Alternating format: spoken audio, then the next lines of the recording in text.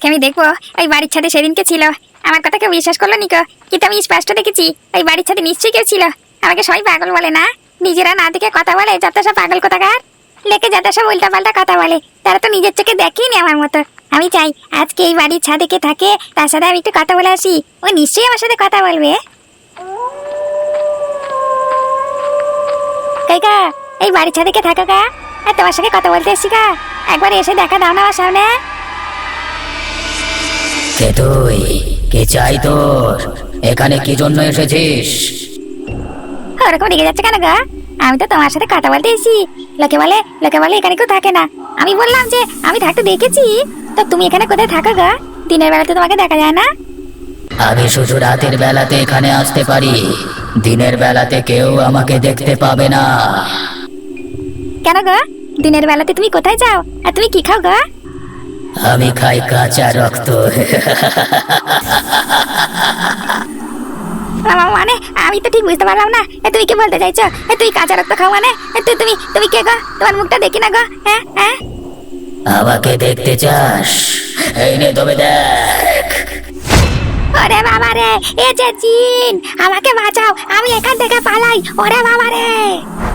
কেউ তোকে বাঁচাতে পারবে না।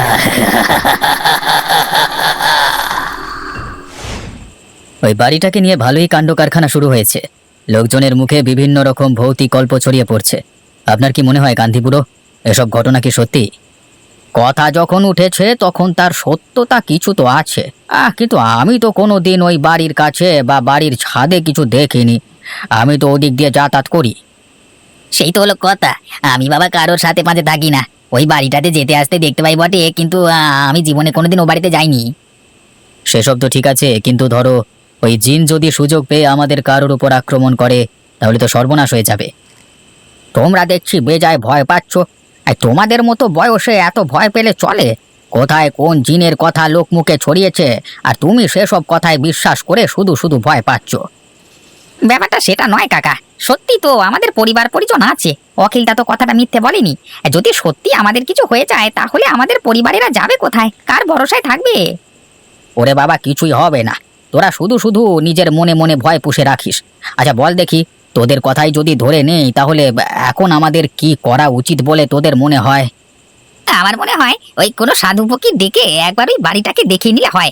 গুণিনরা তো গুণে বলতে পারবে আদতে সেখানে কিছু আছে কিনা। কিন্তু সেসব করতে গেলে গ্রামবাসীদের মনে ভয় আরো বাড়বে, তখন তারা আরো ভয় পেয়ে ঘরের মধ্যে প্রবেশ করে যাবে। তুই ভাব, যদি আমরা এখানে সন্ধ্যের পর গল্পগুজব করতে না বসি তাহলে কেমন লাগবে বল দেখি। সেটা তুমি ঠিকই বলেছ, শুধু শুধু ভয় পাওয়ার কোনো মানে হয় না। যা হবে দেখা যাবে। আমাদের গ্রামে তো এমন কোনো ঘটনা ঘটেনি যে এরকম কোথাও শোনা গেছে ওই জিন কোনো মানুষকে আক্রমণ করেছে।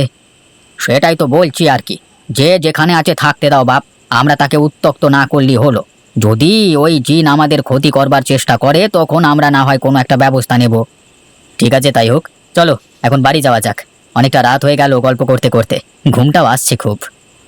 হ্যাঁ দাদা, চলো যাওয়া যাক।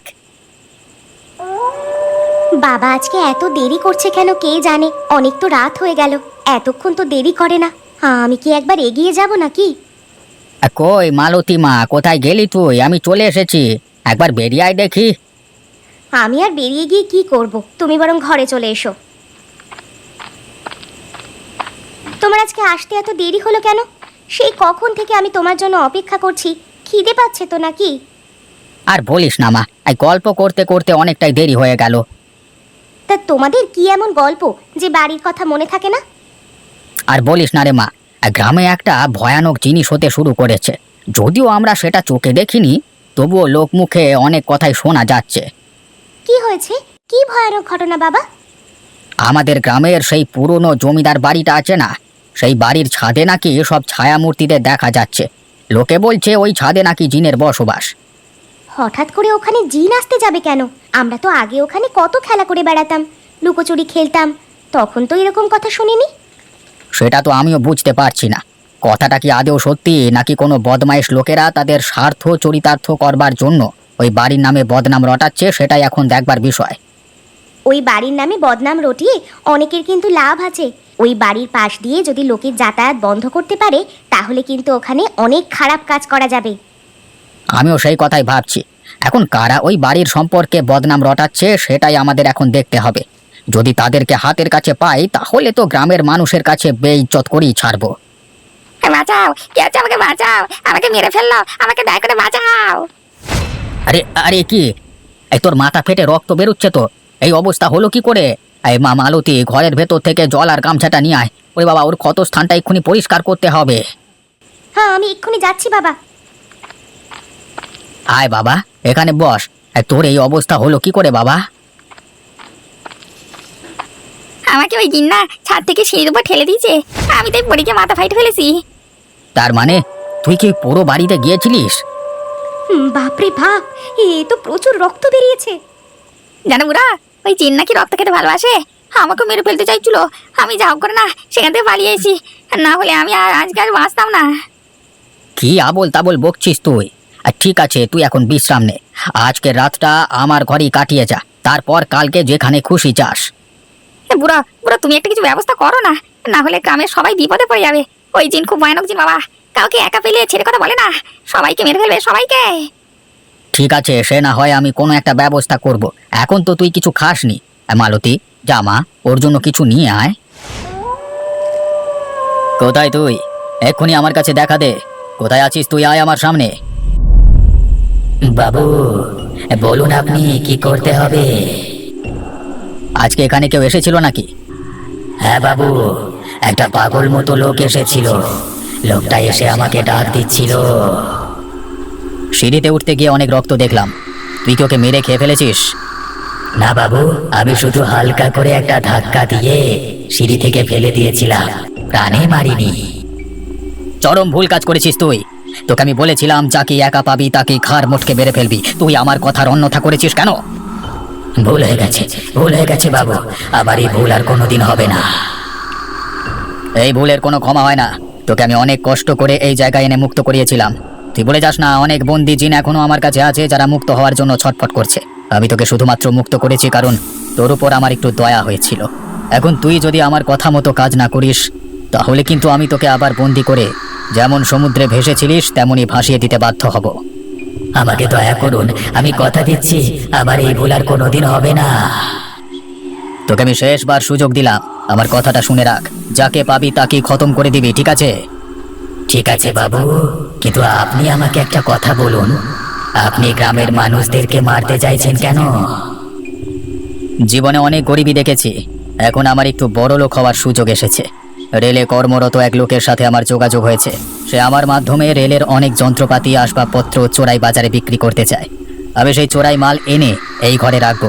তাই আমি চাই এই ঘরের আশেপাশে যেন কেউ না আসে, আর আমার ব্যবসার কথা যেন কেউ জানতে না পারে। সেই কারণেই আমি ভাগ্যক্রমে যখন তোকে পেয়ে গেলাম আর তুই যখন মুক্ত হওয়ার জন্য আমার কাছে আর্জি জানালি, তখন আমি তোকে এই ঘরে আশ্রয় দেওয়ার পরিকল্পনা করলাম। এখন তুই যদি তোর কাজ ঠিকমতো করতে পারিস তাহলে তোরও মঙ্গল আমারও মঙ্গল। ঠিক আছে বাবু, আপনার কথার হেরফের হবে না, আমি মন দিয়ে কাজ করব। আরে চল চল, তাড়াতাড়ি বাড়ি চল, আজকে অনেক দেরি হয়ে গেল রে। সন্ধ্যের অন্ধকার নেমে এলো, তাড়াতাড়ি গিয়ে আবার ওই পোড়ো বাড়ির পাশ দিয়ে যেতে হবে রে।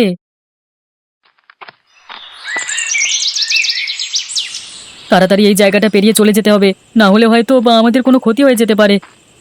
আরে আরে, ওই বাড়ির ছাদে কেউ যেন দাঁড়িয়ে আছে বলে মনে হচ্ছে সেই জিনটা। না না না না, আমাকে এক্ষুনি এখান থেকে পালাতে হবে, না হলে ওই জিনটা হয়তো আমাদের ক্ষতি করে ফেলবে। ওরে বাবা রে, আমাদের মেরে ফেললো, তাড়াতাড়ি করে এখান থেকে পালিয়ে চল, ওই জিন আমাদের সকলকে মেরে ফেলবে না হলে। পালিয়ে যা এখান থেকে, না হলে তোকে আজকে শেষ করে ফেলবো বলে দিলাম। আর কোনোদিন এখানে আসবি না, পালিয়ে যা।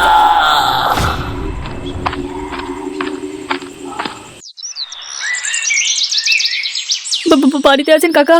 আমি রাকেশ, খুব বিপদে পড়ে আপনার কাছে এসেছি, একবার বাইরে আসুন না। আরে রাকেশ, এই সকালবেলায় আমার সঙ্গে আবার কি দরকার তোর? বল, কিছু বলবি? কাকা কাকা, কালকে রাতে ওই জিন আমাকে আক্রমণ করেছিল, আমার গরুগুলোর একটাকে তুলে নিয়েছিল। তুলে নিয়েছিল মানে? কোথা থেকে তুলে নিয়েছিল? কালকে মাঠ থেকে গরু চড়িয়ে ফিরতে না আমার অনেকটা দেরি হয়ে যায়। আমি যখন ওই পোড়ো বাড়ির পাশ দিয়ে যাচ্ছিলাম তখন দেখলাম ছাদের উপর কে যেন দাঁড়িয়ে আছে, তার চোখগুলো জ্বলছে। আমি কিছু বুঝে উঠবার আগেই ছাদ থেকে এক বিশাল হাত বাড়িয়ে ও ওই যে ওই জিন আমার একটা গরুকে তুলে নিয়েছিল। সে কি, ও তাহলে তোর গরুটিকে মেরে ফেলেছে? কি অবস্থা, কি ভয়ানক ব্যাপার! না কাকা, মারেনি, ধরে আবার ছেড়ে দিয়েছে। আমি তো ভেবেছিলাম আমাদের সকলকে মেরে ফেলবে, কিন্তু আমার গরুটাকে ছেড়ে দিল কেন সেটাই বুঝতে পারলাম না। সেই তোরে, আমি তো এরকম কোনোদিন আগে শুনিনি যে জিন কাউকে ধরে আবার ছেড়ে দিয়েছে। হ্যাঁ কাকা, আমিও সেটা সারা রাত ভেবেছি। সচরাচর তো জিন এরকম কিছু করে না, সে হাতের কাছে কাউকে পেলে তাকে মারবেই মারবে। আমার মনে হলো এই জিন যেন ওই পোড়ো বাড়ি থেকে সকলকে দূরে রাখতে চায়। সেটাই তো হলো কথা, কিন্তু কেন সেটাই আমাদের আগে জানতে হবে। শুনেছ অখিলদা, ওই বাড়ির ছাদে যে জিন বসবাস করে সে নাকি রাকেশকে এবং তার গরুগুলোকে আক্রমণ করেছিল। তাই নাকি? তা তাদেরকে কি মেরে ফেলেছে? না না দাদা, মেরে ফেলেনি। রাকেশ বলল তার গরুগুলোকে একবার ধরে তারপর আবার ছেড়ে দিয়েছে। এটা আবার কি ধরনের জিন যে কাউকে ভয় দেখিয়ে শুধু মজা পায়? এক পক্ষে ভালো, কিন্তু কারোর প্রাণ নিয়ে খেলা করছে না ওই জিন। কি জানিস, কোনো মানুষের প্রাণ না নিলে জিন জিন ভাব থাকে না। আমি যদি সেই জিনকে ওই বাড়ির ছাদে দিয়ে আসতাম, তাহলে অবশ্যই বলে দিয়ে আসতাম সে যেন মানুষ এবং পশুদেরকে আগে হত্যা করে। এসব তুমি কি বলছো দাদা? আমরা ওই পোড়ো বাড়ির সামনে না গেলেই হলো, তাহলে তো ওই জিন আমাদের কোনো ক্ষতি করবে না। না রে, আমাকে একবার ওই জিনের সাথে দেখা করতে হবে, দেখি ওই জিন কি বলতে চাইছে। হঠাৎ করে মানুষকে এভাবে ভয় দেখাচ্ছে কেন, সেটা তো একবার জানতে হবে। আমি এখন আসি রে, তুই বস কেমন। কি ব্যাপার, অখিলদাকে আজকে কেমন লাগলো যেন? মনে হলো রাকেশ বেঁচে ফেরায় সে যেন একটু মনক্ষুণ্ণ হয়েছে, কিন্তু কেন? বাবা, তোমার কি না গেলেই নয়? আমার না খুব ভয় করছে, তোমাকে একা ছাড়তে একদম ইচ্ছে করছে না। না রে মা, আমাকে জানতেই হবে বাড়ির ছাদে ওই জিন এইভাবে বসবাস করছে কেন। সে যদি মুক্তির জন্য অপেক্ষা করে তাহলে আমাকে তার ব্যবস্থা করে দিতে হবে, তবে তো গ্রামে এই জিনের ভয় কমবে। কিন্তু বাবা, ও যদি তোমার কোনো ক্ষতি করে, ও তো আর মানুষ নয়, ও তো জিন। আমার মন বলছে ও আমার কিছুই ক্ষতি করবে না।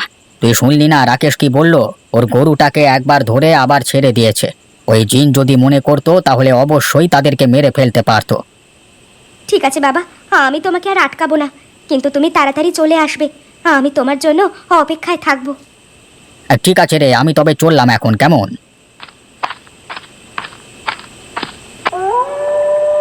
তুই কি বলতে চাইছিস বলতো? তোকে মনে হচ্ছে আমাকে আবার বন্দি করতে হবে? তোকে কালকে আমি বলে গেলাম এখানে একটা মানুষ অথবা পশুর লাশ ফেলতে হবে, তুই কালকে একজনকে পেয়ে আবার ছেড়ে দিলি।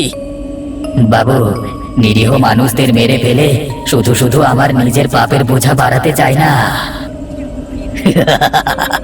এখন দেখছি তুই মহা জ্ঞানী হয়ে গেছিস। এই জ্ঞান কোথায় ছিল যখন তুই আমার পায়ে ধরেছিলিস মুক্তি পাবার জন্য?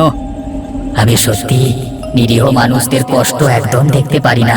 আপনি আমাকে ওই আদেশ করবেন না, আমি ওদিকে ভয় দেখাবো, ওরা তো ভয় পেয়ে এখানে আর আসবে না। আমি চাইছি গ্রামের মানুষদের মারতে, তোকে কবার বলবো কথাটা? বাবু, আমাকে ওই আদেশ করবেন না। আমি আপনাকে কথা দিলেও হয়তো কথা রাখতে পারবো না, আমার উপর একটু দয়া করুন। অখিল, তাহলে এসবের পেছনে তুই আছিস? তুই ওই জিনকে দিয়ে জোর করে লোকের ক্ষতি করাতে চাইছিস? কে, গান্ধী বুড়ো নাকি? বেশ সময় তুমি এসেছো দেখছি। যাক, তুমি যখন সবকিছু জেনেই গেলে তখন আর কি করবার। আমার এই পোষা জিনের হাতে তোমার মৃত্যু আজকে এক্ষুনি হবে গো। তা কোনো শেষ ইচ্ছা আছে কি? দেখ অখিল, তুই কিন্তু খুব বাড়াবাড়ি করছিস। ও একজন বিদেহী জিন, ওর মুক্তি পাওয়া প্রয়োজন। ও মুক্তি না পেলে পুনর্জীবন লাভ করতে পারবে না। মৃত্যুর সময় এত জ্ঞান দিতে নেই। তুমি এত জ্ঞান দিয়ে শুধু শুধু আমাকে বিরক্ত করছো। ওই রে, তুই দাঁড়িয়ে আছিস কেন? একে মেরে ফেল এক্ষুনি আমার চোখের সামনে।